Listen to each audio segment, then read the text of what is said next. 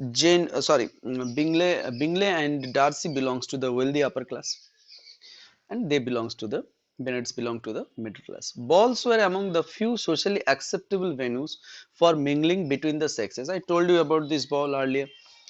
Here, the locals make character judgment based on appearances and first impressions. Yes, remember this one. First impression is going to last for a long time. So here also, when people first watched or observed the character, when they were introduced to the character like Darcy, they already have their judgment. So initially, Darcy doesn't think these country people are good enough for him. Elizabeth has pride too, though looks aren't everything to her. Darcy insults still sting. So I told you that Omen ego heart was hurt badly. Mrs. Bennet's attitude towards Darcy and Mingley is already fixed, showing how strong prejudice can be once formed. So this is chapter 3. Now let us move to chapter 4. Lines are like this. There were in fact very fine ladies, not deficient in good humor when they were pleased, nor in power of being agreeable. And there was another line: Darcy was clever, he was at the same time haughty, reserved, and fastidious, and his manners, though well bred, were not inviting. The narrator. This was said by the narrator. So the summary is like this: upstairs, Jane and Elizabeth talk more openly about their admiration for Bingley's look, humor, and manners. Clearly, Jane is clearly in love with Bingley, and she is impressed. Jane is reluctant to say anything bad about Bingley's sister, but Elizabeth is skeptical of them. So Jane do not want to pass any comment on Bingley's sister. Bingley's sister, their name is mentioned, no, Mrs. Hurst and Caroline. She thinks they are educated and polished and conceited. They belongs to the city, no, so they were presented in such a manner. The narrator explains Bingley's background. He has a respectable family. He inherited 1 lakh pound and may be looking to buy an estate. He is renting Netherfield in the meantime. Netherfield to rent a property like that obviously shows that how prosperous he is. His sisters, Mrs. Hurst and Caroline, are very happy to follow him around. Okay, now Bingley and Darcy, they have a very deep friendship. Bingley's easy manner and Darcy's more stringent personality. They are like quite opposite to each other. Bingley deeply respects Darcy's judgment, but their demeanors are different. Yep, Bingley respects the judgment of Darcy. Anywhere they go, Bingley is sociable and well linked, while Darcy is always so aloof that he offends people. Yeah, this is very common. Characters are like this. Some people are very easygoing. They wherever they go, they find friends. But some people they have an issue while mixing, while meeting with people. They normally remains aloof. They normally remains introvert. Darcy is that kind. Pardon me. After the ball, Bingley was delighted with the locals, especially Jane, but Darcy considered them plain and uninteresting. Bingley was very much delighted. He was very much happy. Oh, these people are very nice and good. But Darcy says, well, these people are not interesting. He didn't find any interest. Analysis chapter 4. Elizabeth is quick to judge, is unimpressed by the higher class. She had a prejudice. Okay, see have a prejudice right now. I should not use had because the prejudice is continued till the end of the novel, then it will be debunked or it will be lost. On the other hand, Jane refuses to judge anyone badly. Okay, these characters are actually the true or the most agreeable person, the most uh, good part of the society. These characters are very nice actually. They do not pass judgment on anyone, which makes us seem angelic but also naive. Yep, obviously they are very much innocent type character. 1 lakh pound is a lot of money, making Bingley very high class. At the same time, Bingley's lack of home reflects his immaturity and lack of confidence in his decisions. Yeah, he had so many things. He 1 lakh pound is a lot of money. but still he do not possess any home. So it shows that he is kind of immature and lack of confidence. Then novels about marriages are frequently concerned with bringing two parties with different characteristics into harmony. Friends like Bingley and Darcy are also opposite. Each has some admirable and some weak traits that the other helps to expose and resolve. So this is very common there. Now we are moving to chapter 5. I could easily forgive his pride if he had not mortified mine. Yep. Elizabeth clearly is hurt with that, not handsome enough to tempt me. Pride observed Mary, who piqued herself upon the solidity of her reflections, is a very common failing, I believe. Now, Mary Bennet is completely different from the rest of the four Bennet sisters. She she plays piano. She's kind of she's completely different. She is also introvert. The next morning, the Bennet women walk over to discuss the ball with their neighbors, Sir William Lucas, Lady Lucas, and Charlotte. Charlotte Lucas. She she's a friend of Elizabeth Bennet. You will find that in the character mapping. Later on, she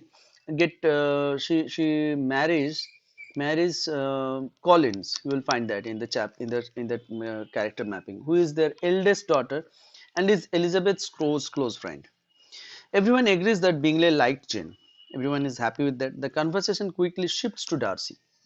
Then, after discussing something on Bingley, their conversation swiftly changes. The subject focused on Darcy. Apparently, he offended everyone who tried to speak with him.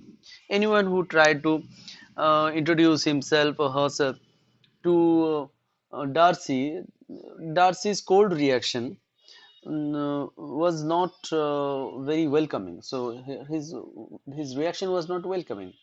So we may say cold reaction. So that offends everyone. Now Charlotte consoles Elizabeth about Darcy's insult and wishes he would have agreed to a dance, but she adds that Darcy's pride may be forgiven because of his high standing and fortune. So this is also something very interesting. Elizabeth responds that she could forgive his pride if he had not insulted her own. Yep, obviously. Mary pompously lectures the group about the human nature. She clarifies that pride is self-regard while vanity concerns what others think of you. So this is something interesting. Mary is passing comments or making comments about human nature. Let us move to the analysis section. The Lucas family can sympathize with the Bennets because their daughter will also need husband. Here Charlotte suggests that pride isn't always bad. Indeed, pride can help protect a family reputation or can provide the motivation to help people. Yes, agreeable. Charlotte also implies that sometimes men's faults have to be overlooked when you are on the hunt for a husband. Yes, uh, it is. Charlotte is saying this because later on, she will marry Collins. You will find that ultimately you are looking for for a husband, and if you are concerned about so many faults of a character, particularly in male, so then it will be very difficult for you to find a husband. So it's okay, that's why Charlotte, whatever she says to right now, that will be later on reflected. You will find that later on she is moving accordingly. Her mindset is reflected here. Then Mary represents a very strict by the book type of morality. Austen makes clear needs to be tempered with experience. Well, something, it's like a grammar book, how men should behave, what should be the parameter of morality, that is been said by Mary. Now in the last chapter of this presentation, important lines of chapter 6, in 9 cause cases out of 10 a woman had better show more affection than she feels. This is said by Charlotte Lucas. Happiness in marriage is entirely a matter of chance, Lucas. Yes, she will realize that one. She will realize because in her marriage she will get a husband but not happiness, or not satisfaction. She will have a good life. That's all. Mr. Darcy had at first scarcely allowed her to be pretty. and he had looked at her without admiration at the ball, and when the next met, he looked at her only to criticize. But no sooner had he made it clear to himself and his friends that she had hardly a good feature in her face than he began to find. So initially, Darcy seems to be not interested about Elizabeth Bennet, but you should understand one thing: if you hate something, if you criticize something, you are getting attached with that.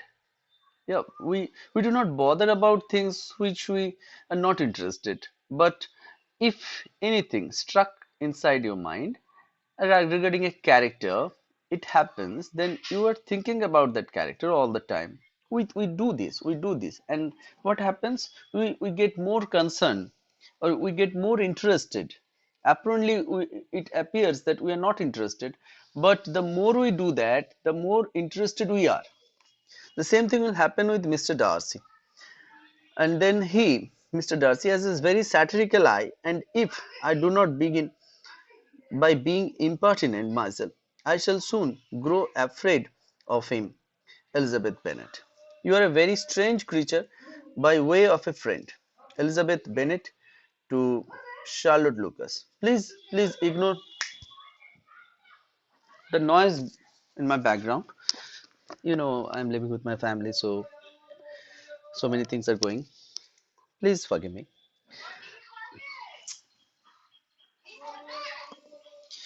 So let's move to chapter 6. Please ignore the noise. Important lines: Mary had neither genius nor taste, and though vanity had given her application, it had given her likewise a pedantic air and conceited manner, which would have ensured a higher degree of excellence than she had reached. The narrator. A lady's imagination is very rapid, it jumps from admiration to love, from love to matrimony in a moment. I knew you would be wishing me joy. This is said by Mr. Darcy. He is actually describing a lady's imagination. Very good. Well, next is summary. Bingley's sisters soon start exchanging visit with Jane and Elizabeth. Yep. Jane and Elizabeth, and the Bingley sister means Mrs. Hurst and Caroline. So they were forming a bond, and they were exchanging visit to each other. They're paying visit to each other. Elizabeth suspects they are only nice to Jane because of Bingley, whose admiration for Jane seems to grow with every meeting. Now it was clear to everybody that Bingley is impressed, or Bingley is clearly in love with Jane. So that's why Elizabeth is suspecting that the sisters of Bingley, Mrs. Hurst and Caroline, they are nice only because Bingley likes Jane. That's why they are nice to her. Suspecting that Jane is falling in love, Elizabeth admires her sister composer. Jane understands, or rather, she suspects that Jane is falling in love. So she admires her sister's composer. She privately mentioned it to Charlotte Lucas, who warns that women who don't show their affection risk losing the objects of it. Yep. Uh, it is a very common thing that if you are interested in something, you should show some sign. But in case of Jane, Jane is very secretive. Jane do not wish to disclose her affection towards Bingley. So that's when Elizabeth informs Charlotte Lucas about it.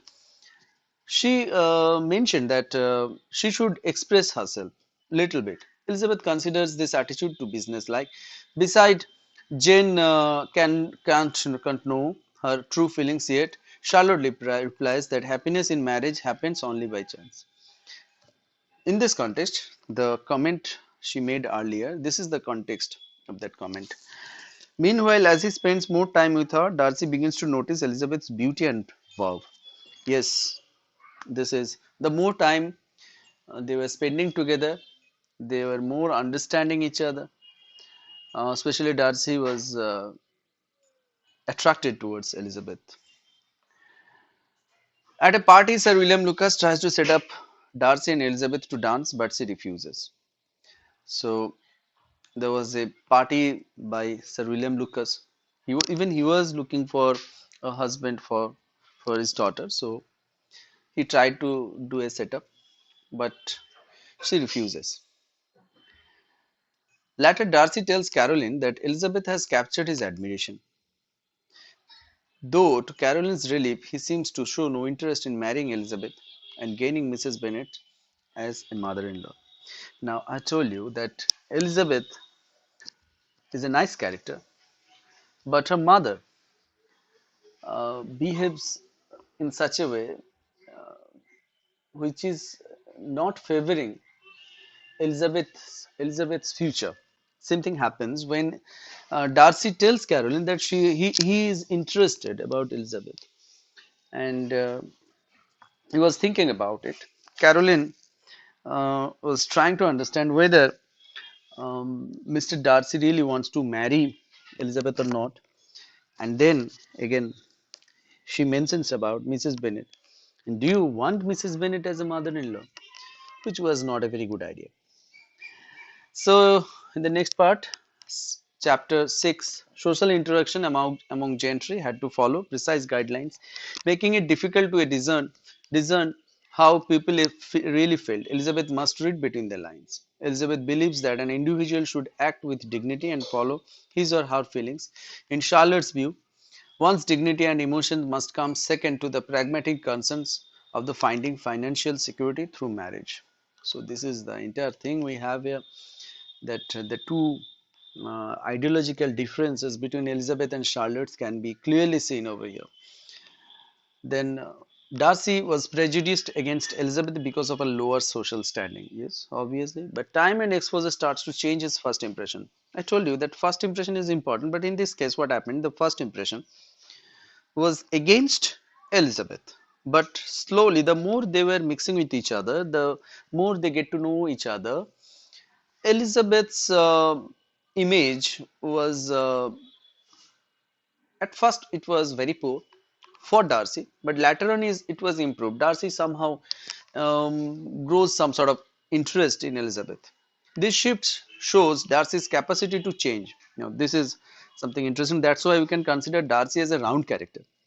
Apparently he looks to be, very cold, very he was aloof, but in this case we found that Darcy has that adaptability or capacity to change. Even so, he still deplores Elizabeth's family. He do not like the family of Elizabeth. He likes Elizabeth only.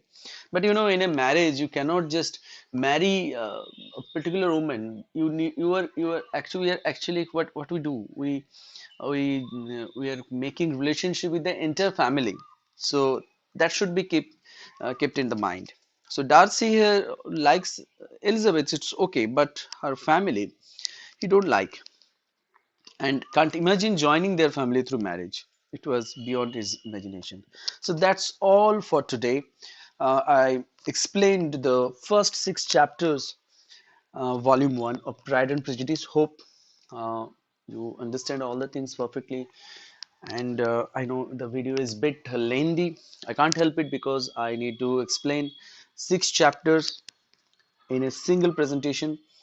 Please use the earlier presentation, especially the last slide of the earlier presentation, to understand the character mapping.